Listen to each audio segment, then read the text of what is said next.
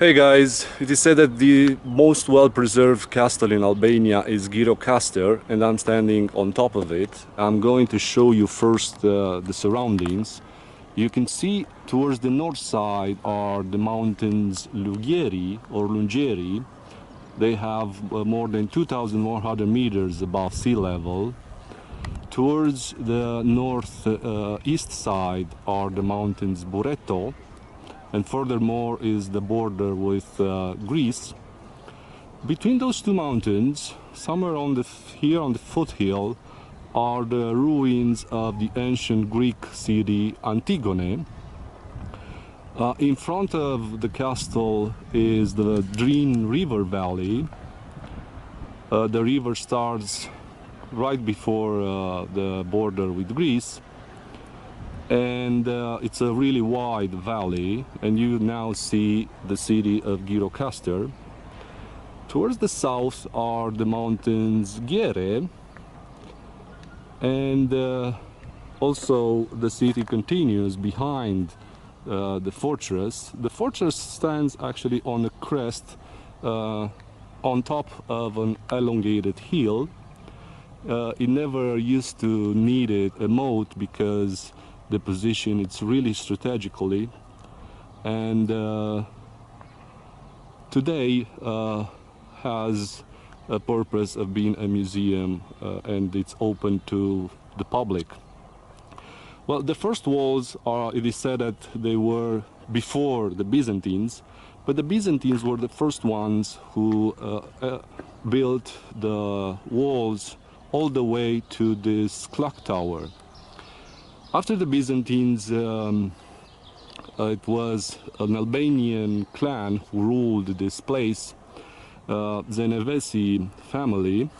It is also a legend, but before I'm going to tell you the legend, I have to tell you that the name of Girokaster comes from the ancient Greek word argyron, who can be translated as silver, so the fortress was called the Silver Fortress. But the Albanian story says that probably from this Albanian clan it was a princess here on this fortress, and when she saw the Ottomans coming, she didn't want it to be taken prisoner, so she took her own little child and ran all the way to the end of the fortress, and she fell. When she decided to do this act to suicide herself, he did it also with her little child. But through a miracle, the child survived. Even the famous Albanian writer Ismail Kadare wrote a poem about this story, and also probably because he is also born here in this place. After early 15th century, the Ottomans took the rule of this place, and they ruled here for more than 500 years. I don't know if you remember what we talked about in Ioannina. If you remember, over there we talked about Ali Pasha, who ruled at the end of the 18th, early 19th century. He ruled also over this place, and he's the one who built that clock tower over there. He also built a huge aqueduct behind the fortress, and to bring water to this place. After 1912, after the Balkan Wars, the place was conquered by Greeks, but after the Treaty of London, it was assigned to Albania. Well, the Greek population wasn't quite happy, and they rebelled, and they tried also to make independent state of Epirus here. But afterwards, in 1921, it was again given back to Albanian state. It followed the regime of the communists.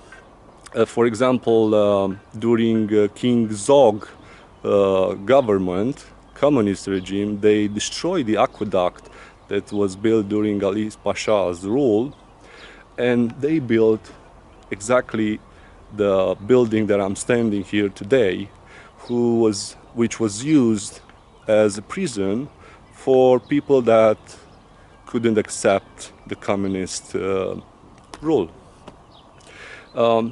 Enver Hoxha, the famous communist leader of Albania, also born in Girokaster. He was a really autocratic and despotic ruler, but it is said that during his rule the people suffered quite a lot. After the communist regime, Albania became a republic, and now in modern days we have here also in the fortress the folk festival, which is held over there on that stage, preserving the heritage of Albanians. It is held every other 5 years, and this is Girokaster, with his amazing view from up here. We are standing at a height of 336 meters above sea level.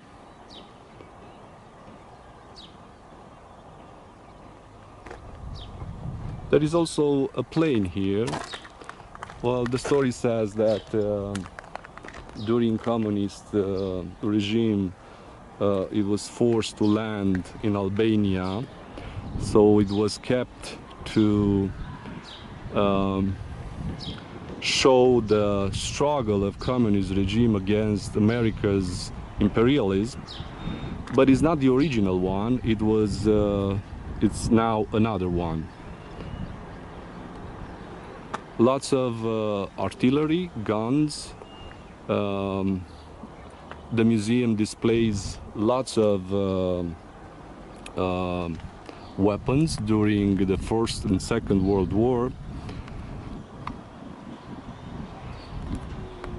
I might say also that Girokaster has lots of similarities with Berat due to the type of constructions that are standing on this city for 300 years, and that's why the city is also called the Stone City, because the majority of the houses are built in stone, and even the roofs are covered. The roofs are made from flat stones.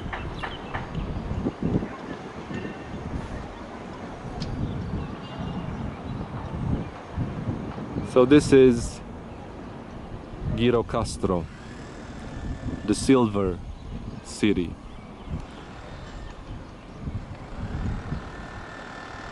I'll see you next time.